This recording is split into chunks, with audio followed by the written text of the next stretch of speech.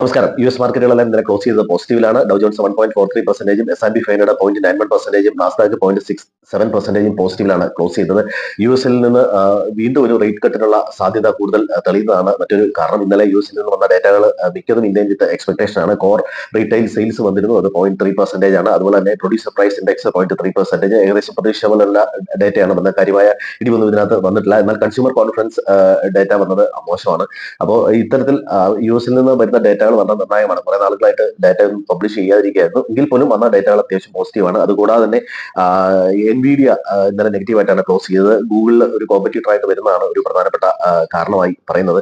ഇനി Indian market നോക്കുകയാണെങ്കിൽ Indian മാർക്കറ്റിനെ സംബന്ധിച്ചിടത്തോളം പോസിറ്റീവ് ഡേറ്റകളൊക്കെ ഉണ്ടെങ്കിൽ പോലും മാർക്കറ്റ് നെഗറ്റീവായിട്ടാണ് പ്രതികരിക്കുന്നത്. കഴിഞ്ഞ 3 ദിവസങ്ങളായിട്ട് നെഗറ്റീവായിട്ടാണ് ക്ലോസ് ചെയ്തത്. പ്രധാനമായിട്ടും GDP ഡേറ്റ വെള്ളിയാഴ്ച വരുന്നതും ഇന്ത്യ US ട്രേഡ് ഡീലിന് പ്രത്യേകിച്ച് ഒരു കൺഫർമേഷൻ ഒന്നും ഇല്ലാതെ നീണ്ടുപോകുന്നതും ഒക്കെയാണ് കാരണമായിട്ട് പറയുന്നത്. എങ്കിൽ പോലും മാർക്കറ്റ് 25,884 ലെവലാണ് ക്ലോസ് ചെയ്ത്. 25,750 ലെവല് ഒരു ക്രൂഷ്യൽ ആയിട്ടുള്ള ഒരു സപ്പോർട്ടാണ് മാർക്കറ്റിനെ സംബന്ധിച്ചിടത്തോളം. മറ്റുള്ള പ്രധാനപ്പെട്ട ന്യൂസ് നോക്കിയാൽ RBI ഗവർണർ സി ന്യൂസുമായിട്ടുള്ള ഒരു ഡിസ്കഷനിൽ വീണ്ടും ഒരു റേറ്റ് കട്ടിനുള്ള ഒരു സാധ്യതയെ പറ്റി പറഞ്ഞിരുന്നു. അത് മാർക്കറ്റിനെ സംബന്ധിച്ചിടത്തോളം അത് പോസിറ്റീവായിട്ടുള്ള കാര്യമാണ്. അതുപോലെ JP മോർഗൻ ക്രൂഡ് ഓയിലിന്റെ പ്രൈസ് ഏതാണ്ട് $30 എത്തുന്ന തരത്തിലുള്ള ഒരു പ്രഡിക്ഷൻ നടത്തിയിട്ടുണ്ട്. അത് ഇന്ത്യ പോലുള്ള എമർജിംഗ് കൺട്രീസിന് ക്രൂഡ് ഓയിൽ ഏറ്റവും കൂടുതൽ ഇറക്കുമതി ചെയ്യുന്ന രാജ്യത്തെ സംബന്ധിച്ച് വളരെയധികം ഫേവറബിൾ ആയിട്ടുള്ള ഒരു കാര്യമാണ്.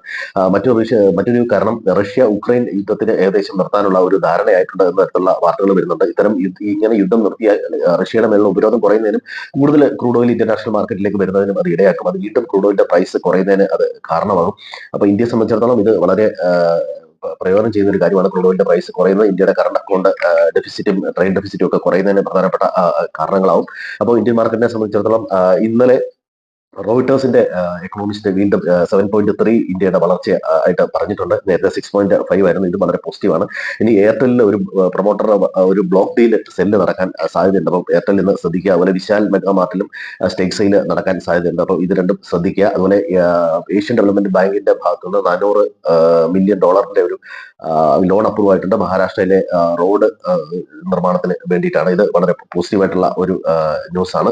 ടാറ്റ മോട്ടറിന്റെ പുതിയൊരു SUV ലോഞ്ച് ചെയ്യുന്നു. ടാറ്റ മോട്ടോഴ്സിനും പാസഞ്ചർ വെഹിക്കിളിന്റെ ഷെയറും ഇന്ന് ശ്രദ്ധിക്കാവുന്നതാണ്. അതുപോലെ കർണാടക ബാങ്കിന്റെ ക്യുപ്പിഡിന്റെ പ്രൊമോട്ടർ 2.31 crore ഷെയർ വാങ്ങിയിട്ടുണ്ട്. കഴിഞ്ഞ കുറച്ച് ദിവസങ്ങളായിട്ട് കർണാടക ബാങ്കും റാലി ചെയ്യുന്നുണ്ട്.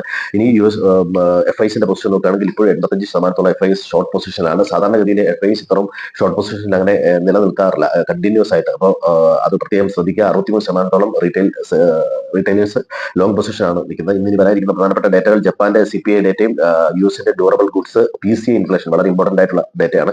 അതുപോലെ വേജിനെ സംബന്ധിച്ചുള്ള